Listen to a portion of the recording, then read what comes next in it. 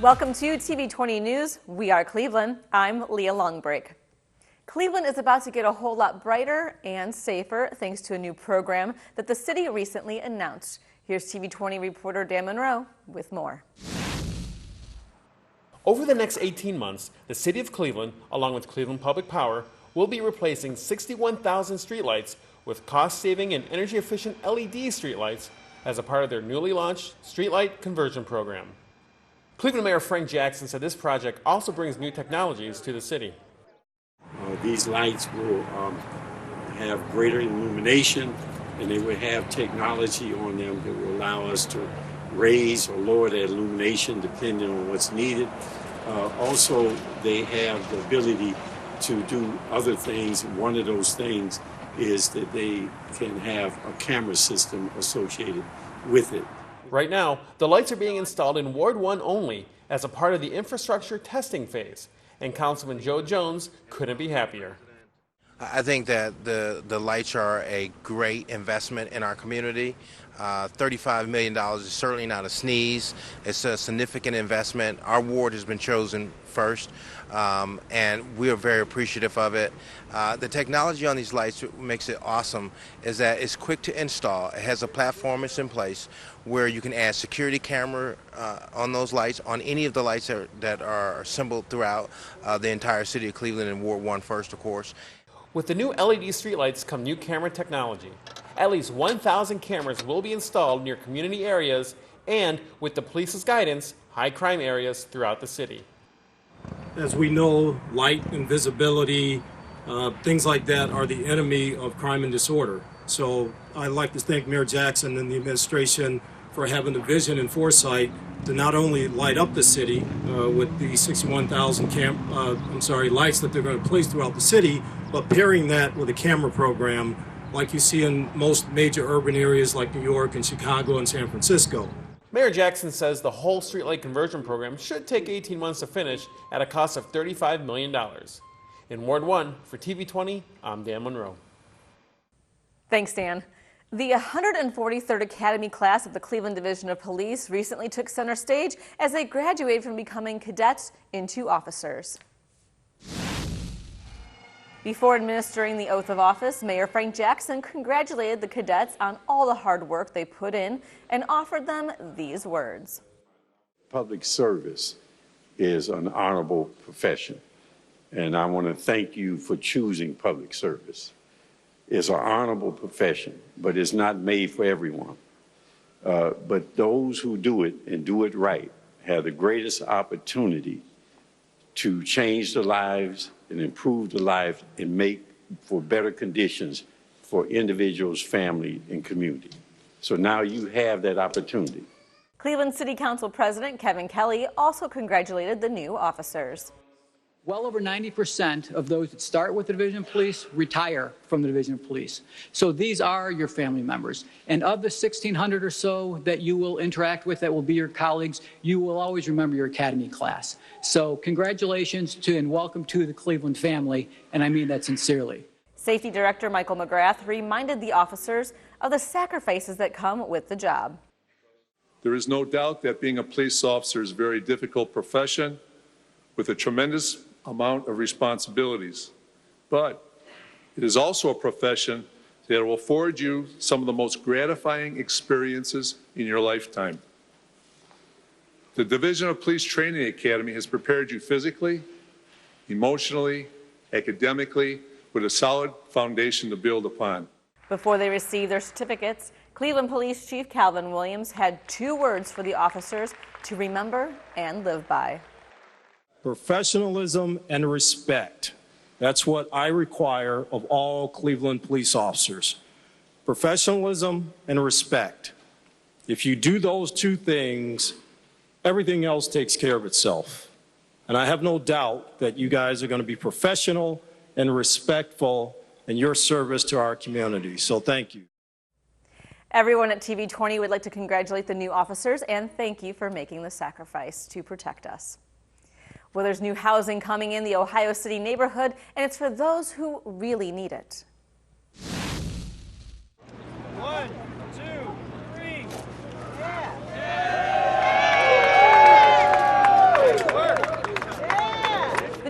housing complex is called St. Joseph's Commons, and it will be located right on West 25th Street.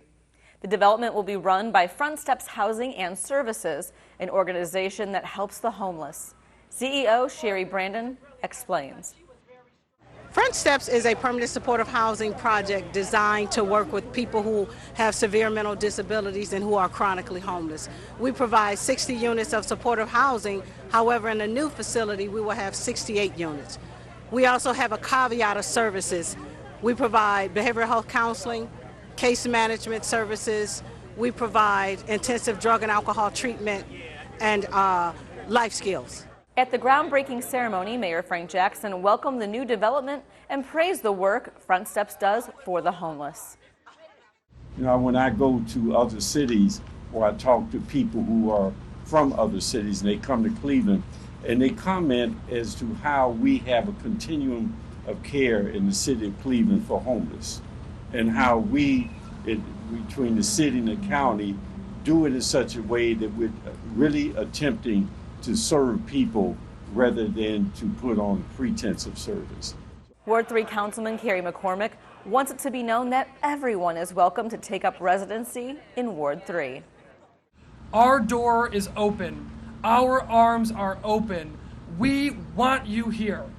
Not will we figure it out, not will we check with somebody, not will we get back to you tomorrow or next year. Our message was very clear. All folks are welcome in our community. We want people of all different backgrounds to find a home here and to be connected to the resources available on the near west side of the city of Cleveland. Brandon said that the opening of St. Joseph Commons will be a great asset for the community. It is going to boost the community's economic situation tremendously. Bringing a brand new 68 units of affordable housing to a community that embraces diversity is an awesome opportunity and an experience for this community that we will be serving. For more information on Front Steps and St. Joseph's Commons, visit their website at frontstepservices.org. The City of Cleveland will be offering a Neighborhood Resource and Recreation Center Health and Wellness Fair at Estabrook Recreation on July 26th from 10 a.m. until 2 p.m. The Health and Wellness Fair provides access to important information designed to improve your health and overall well-being.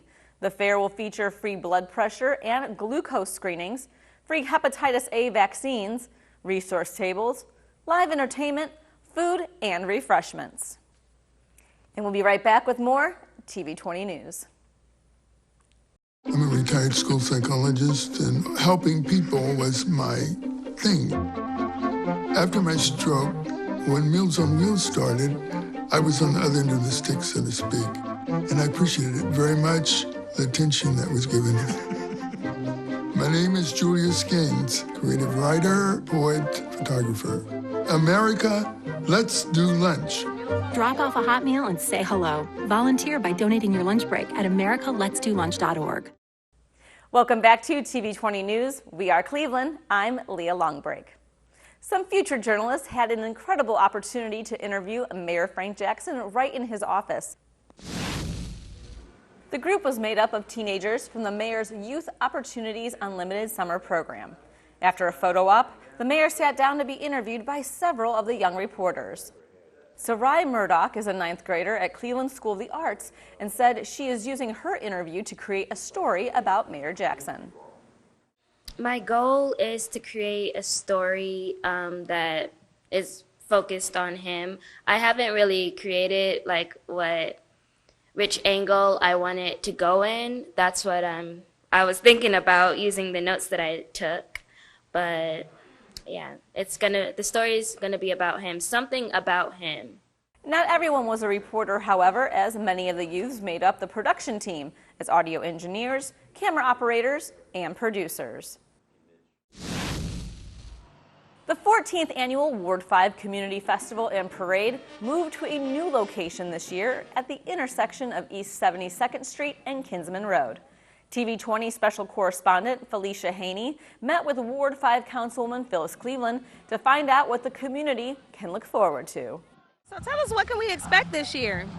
Oh, well, first of all, we're in a new location. That's the biggest thing. Awesome. For 13 years, we were in Friendly Inn, and They've been great partners, and they're here today, in fact, and they're still with us. So I'm in the parade. Yeah, absolutely. And so we're in a new location. We're here in the Kingsford Garden Valley area. You know, people always said, well, you know, why don't you have the parade, your festival parade somewhere else? So we did it this year. And it's wonderful. So you're going to get all of the good things that you normally get, food, friends, fun, fellowship, and more of it.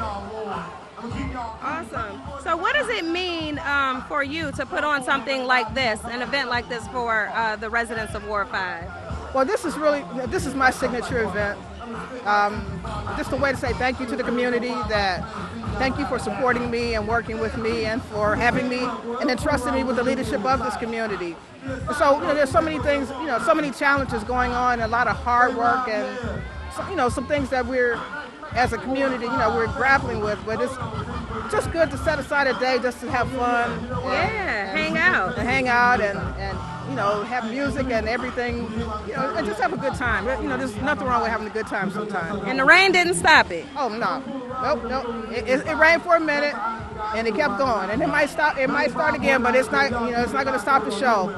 We're determined. Tell us a little bit about Burtonville Car and their involvement with this community festival. With this community festival, this is actually Phyllis Cleveland Ward 5 Festival, and Sharita Mullins, she did an excellent job putting this on. I'm a board member, and I'm here representing the board, and what it means to the community, if you look around, you can just see the smiles on the kids' face, bringing them together, bringing out all the, I want to say all of the different programs so families can know what there is to offer. So this is good for the family as well as for the children. Look at the children over there. This is just excellent. I'm so glad we're here. This is our first time having it here. This is our 14th year. Next time you're taking a stroll or relaxing at Edgewater Beach, look around and see how clean the lake and sand is. That's thanks to the volunteers at the monthly beach cleanups organized by Drink Local, Drink Tap. At Drink Local, Drink Tap, we're based in Northeast Ohio in Cleveland and Ohio City, and we try to raise awareness about water issues, but also give the public, especially youth, ways to activate themselves and actually do something, kind of take the environment and taking care of the environment into their own hands. So we do monthly beach cleanups. We also have school programming. We've visited about 15,000 students in Northeast Ohio since 2010 and have cleaned up about 7,000 pounds of trash at this very beach. So as people come in to check into a Drink Local, Drink Tap beach cleanup, they sign a waiver. We are an Adopt-A-Beach team through Alliance through the Great Lakes. So what we do is they sign a waiver, they actually tally up the different types of pollution that they're finding, and then the Alliance for the Great Lakes uses that information to influence policymakers. So we're not only just collecting plastic in a general sense, but we're picking up cigar tips, we're picking up plastic lids, we're picking up plastic water bottles. We track those different types of pollution. I'm finding a lot of little bottle caps. I'm finding a lot of styrofoam today, actually. Like styrofoam packaging from to-go food containers. It's important because plastics take forever to degrade, and if they get in our waterways, they when they are in contact with light, and they degrade by UV light, and that can just leave this microplastic kind of film on the oceans. Fish and other creatures ingest it. It's not good for anyone, really. So in Cleveland, we actually host 20% of the entire world's fresh surface water, and we're very, very lucky to have that. As part of the Great Lakes system, Lake Erie's right in our backyard. So most of the world does not have this access to fresh water, and it's our responsibility of citizens of this place to make sure that we are also the caretakers of this place. So I truly encourage everyone to come to a beach cleanup and also to think about the single-use plastic that you can stop using in your daily life. To get involved in any type of beach cleanup or to have us come to your child's school, just go to our website at drinklocaldrinktap.org and you can contact us. We'll take it from there. The Magellan Art Gallery in Cleveland's Slavic Village neighborhood is a newer space that is hoping to do more than sell and promote artists. We're hoping to create a community of artists inside of Slavic Village.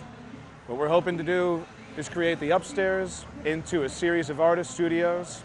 And once the studios are built, we hope to help allow more events to happen in the downstairs, which is the main gallery area of the Magdalene. Artist Andrea Pitts of Art by Who is Andrea hosted a body paint fashion show and event showcasing a variety of local talent. Art is so important just for the development of a person, for the development of a child. It's very relaxing. It helps you cope with different things. Art really is a form of therapy if you think about it in so many different ways. And art can be used for all kind of creatives. Like I said, there are designers here, that's art. There are photographers here, that's art. Podcasters, all of this stuff can be incorporated in art. Art imitates life. There are ways that you can support an artist without spending money on their art. You can post an artist, you can go to an event, sign their email list, support the artist. Sometimes art could be saving somebody's life. And it's just that one little thing, that little bit of support that's really going to push that person into the confidence that they need. So make sure you support the art. That's the biggest thing that I want people to know. Art is more than what we think it is. We're not always in the galleries and all that kind of stuff, but we don't have to be for our art to be seen. In the city, in Cleveland, we've seen the resurgence of Ohio City and Tremont, and they've come up mostly with the arts. They were downtrodden neighborhoods, they came back, and we're kind of hoping to do a similar thing here by infusing the neighborhood with art and artists that want to beautify their neighborhood, do what they can to make something interesting, and then also they'll patronize the businesses that are around here.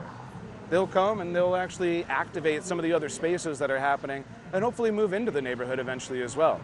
So with the infusion of both the studios and then gallery events and the events that we have here, such as Andrea's, which is happening right now, we can build a better community than we had before.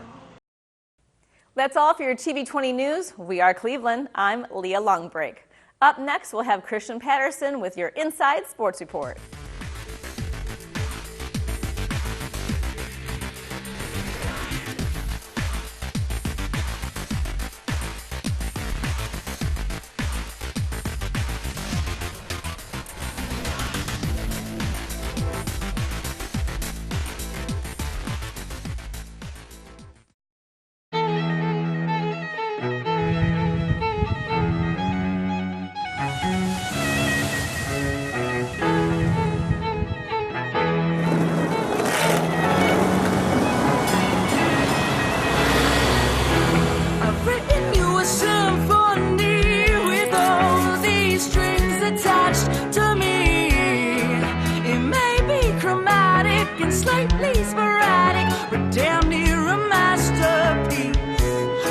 So flawed.